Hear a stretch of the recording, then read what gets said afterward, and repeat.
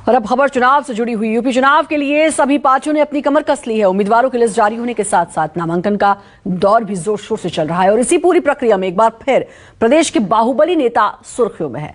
Criminal record वाले बाहुबली नेताओं पर भले ही बीजेपी की योगी सरकार ने नकेल कस दी हो, लेकिन बावजूद उसके बाहुबली नेता चुनावी मैदान में कूदने की जुगत बढ़ा रहे हैं। यूपी चुनाव में बाहुबली नेताओं का क्या गुणा गणित है, आइए आपको बताते हैं अपनी इस खास रिपोर्ट में। हम आपको भरोसा दिला के जा रहे हैं। आप सबको मेरे ससुराल में बहुत बहुत स्वागत। प्रदेश में कोई दंगा नहीं, क्योंकि दंगाइयों को मालूम है दंगा करेंगे तो 7 पीढ़ियां भरते भरते थक जाएंगी, लेकिन भरपाई नहीं होगी। यूपी में चढ़ा चुनावी पारा। हमने कहा था अयोध्या में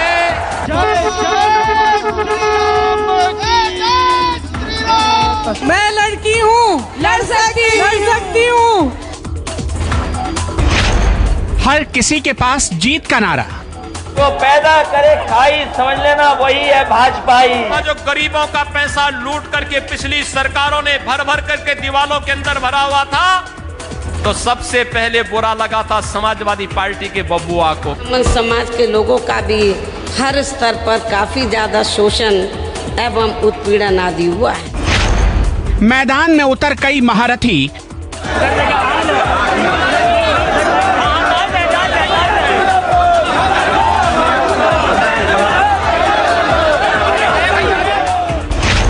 बाहुबलियों पर भी नजर टिकी।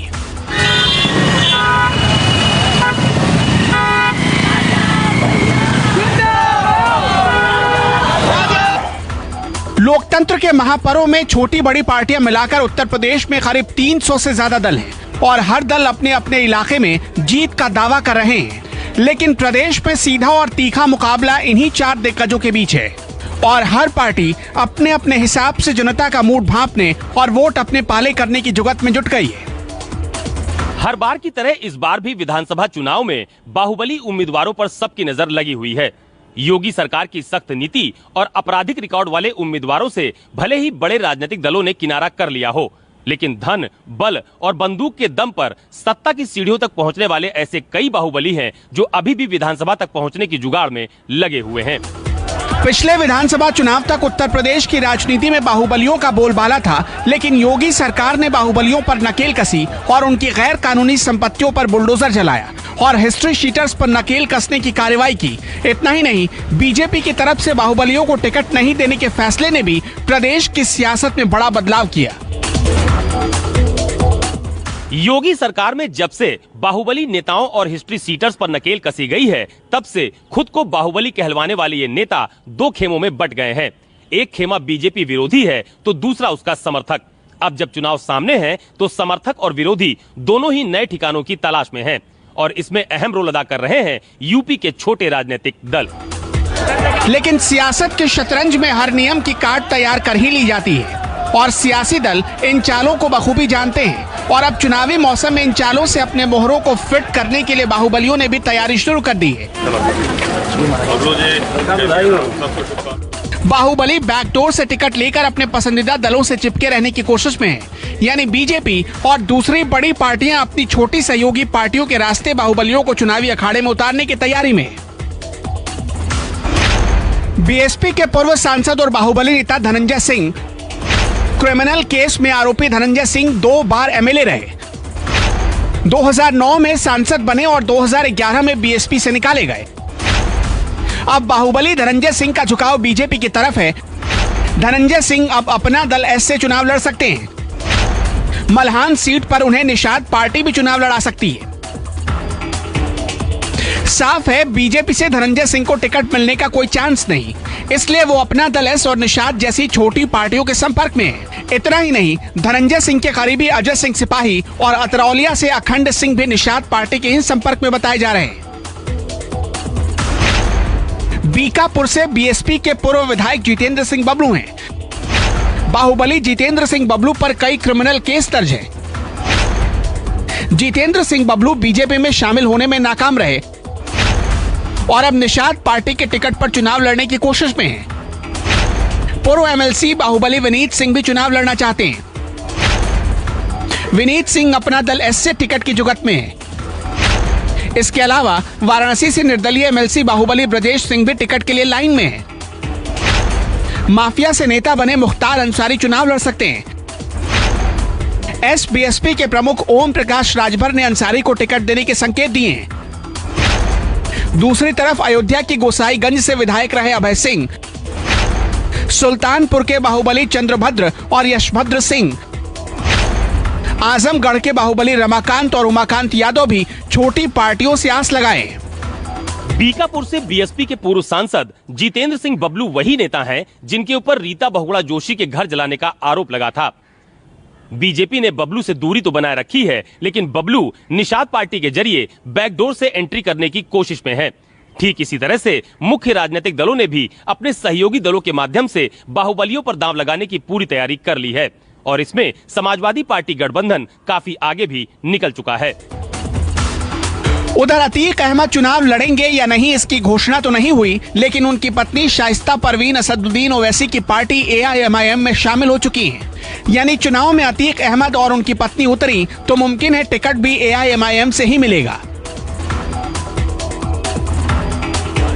प्रतापगढ़ के कुंडा विधानसभा सीट के समीकरण में कुछ अलग नजर आते हैं। कुंडा विधानसभा सीट से निर्दल प्रत्याशी के रूप में राजा भैया पिछले 6 बार से चुनाव मैदान में उतर चुके हैं, लेकिन इस बार राजा भैया अपनी पार्टी बनाकर मैदान में उतरे। इस बार राजा भैया ने खुद की पार्टी जनसत्ता दल लोकतांत्रिक बनाई। रघुराज प्रताप सिंह उर्फ राजा भैया के लिए उनके दोनों बेटे भी चुनावी माहौल तैयार करने में जुटे हैं।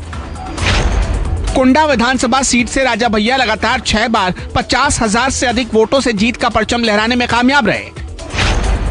2017 के विधानसभा चुनाव में राजा भैया ने अपने सभी रिकॉर्ड को खुद तोड़ते हुए 1,03,000 के बम्पर वोटों से जीत दर्ज की थी। वहीं राजा भैया को सबसे कम मतों से जीत 2007 के विधानसभा चुनाव में मिली थी। तब राजा भैया सिर्फ 53,000 वोटों से जीतने में कामयाब रहे। आज तक उनकी जीत का ग्राफ कभी भी 53,000 वोटों के नीचे नहीं खिसका और यही वजह है कि जीत की गारंटी माने जाने वाले राजा भैया पर सभी पार्टियों की नजर है। इन सबके अलावा करीब 2 दर्जन और ऐसे बाहुबली नेता हैं जो किसी न किसी पार्टी के बैनर तले 2022 के चुनावी समर में कूदने के लिए बेताब है। मुख्य दलों ने क्रिमिनल रिकॉर्डधारियों से पीछा छुड़ाने की तैयारी की, लेकिन सहयोगी छोटे दल बड़ी भूमिका निभाकर बाहुबली नेताओं को एंट्री दिलाने की तैयारी में है और इसके पीछे की बड़ी वजह है कि दल जीत की गारंटी वाले प्रत्याशी तलाशते हैं। बाहुबली अपने दम पर जीत हासिल कर लेते हैं। बाहुबली नेता चुनाव का खर्च भी खुद उठाते हैं। पार्टी के लिए बाहुबली टिकाऊ और जिताऊ हैं। यही वजह है कि बाहुबली नेता अब उन छोटे दलों की तरफ नजर टिकाए बैठे हैं जिनका दायरा भी एक इलाके तक सीमित होता है और हर बार की तरह इस बार भी कई बड़े आपराधिक रिकॉर्ड वाले बाहुबली भी जेल के अंदर से ही अपनी विधायकी पक्की करने की तैयारियों में जुट चुके हैं। Bureau report, news 24। तो आपने बीजेपी की लिस्ट देख ली, लेकिन समाजवादी पार्टी की ओर से भी एक लिस्ट जारी की गई जिसमें दागी कैंडिडेट कम नहीं है। एक से एक बढ़कर प्रोफाइल के साथ समाजवादी पार्टी ने भी अपने आधिकारिक ट्विटर हैंडल पर 21 उम्मीदवारों का क्रिमिनल बायोडाटा दिया। इसमें उनके अलावा उन्हें चुनने का कारण भी बताया गया। आप जरा देखिए क्या क्या वजह बताई गई है।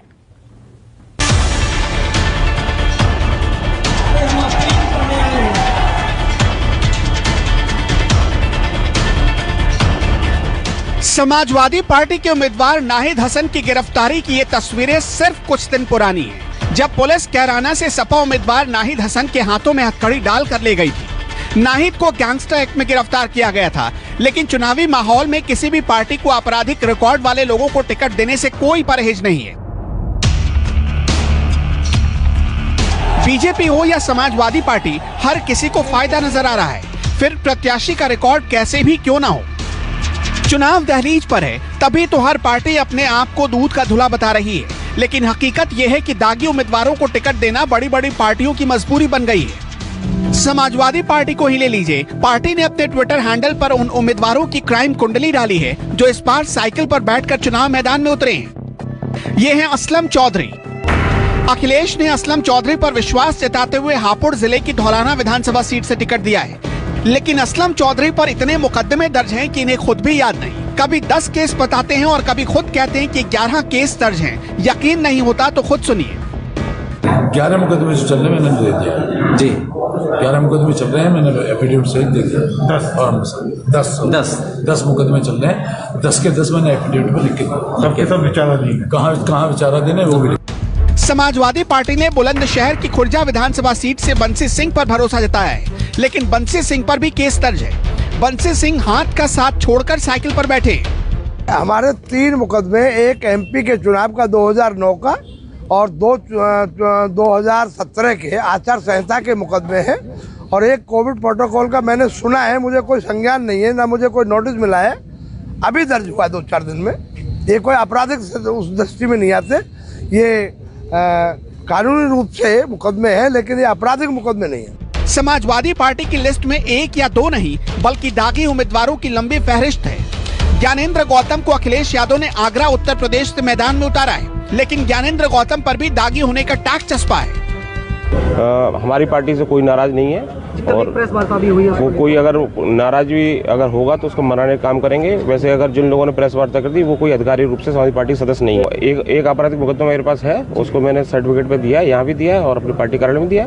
1 नहीं, 2 नहीं, 3 भी नहीं, लिस्ट बहुत लंबी है। रंगदारी का मुकदमा, शराब बरामदगी का मामला दर्ज है। हत्या के मामले में धारा 120 के तहत भी मामला है।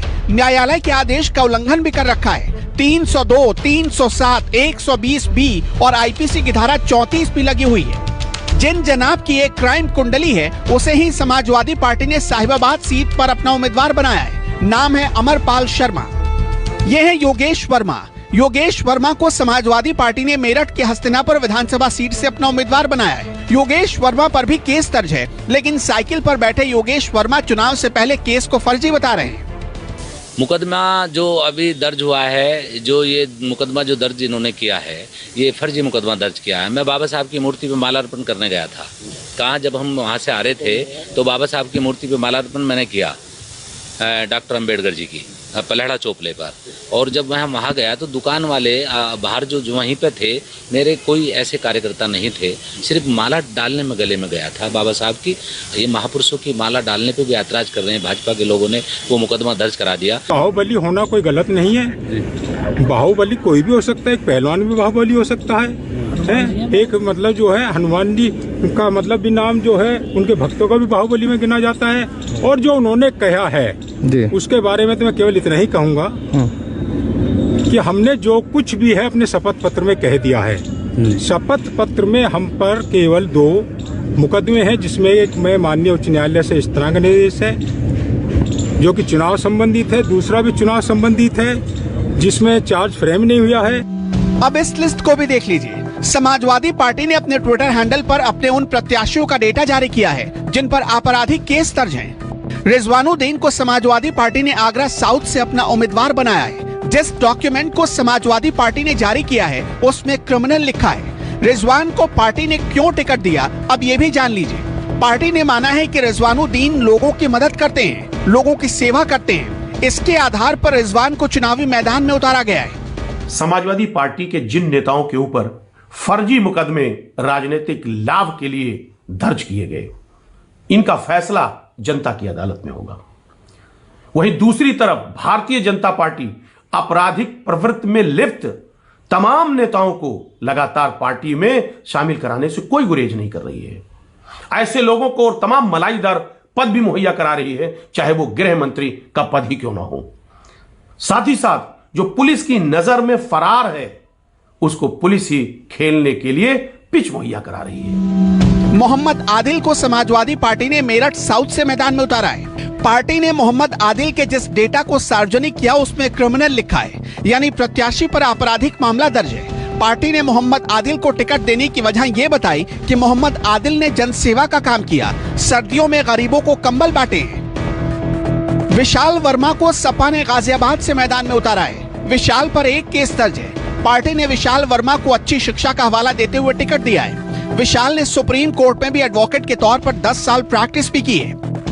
चुनाव आयोग ने सख्त आदेश दिए हैं कि यदि किसी दागी व्यक्ति को टिकट दिया जाता है तो अपने होम पेज पर राजनीतिक दलों को बताना पड़ेगा कि आखिर ऐसी क्या मजबूरी थी कि ऐसे व्यक्ति को टिकट दिया गया जिसके खिलाफ इतने आपराधिक मुकदमे बाकी हैं। जहां तक बात है कि क्यों दिया जाता है, तो इसका बिल्कुल साफ कारण है।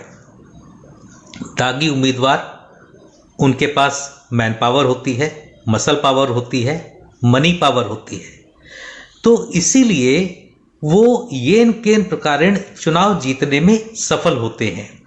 लोगों को डराकर, धमकाकर, लुभाकर हर तरीके के हथकंडे वो अपनाने में कामयाब होते हैं। चुनावी माहौल में हर पार्टी अपना फायदा देख रही है, फिर उम्मीदवार दागी हो या बाहुबली, भले ही बायोडेटा क्रिमिनल रिकॉर्ड से भरा हो, किसी को कोई भी फर्क नहीं पड़ता। तमाम पार्टियों को जीत चाहिए, जीत।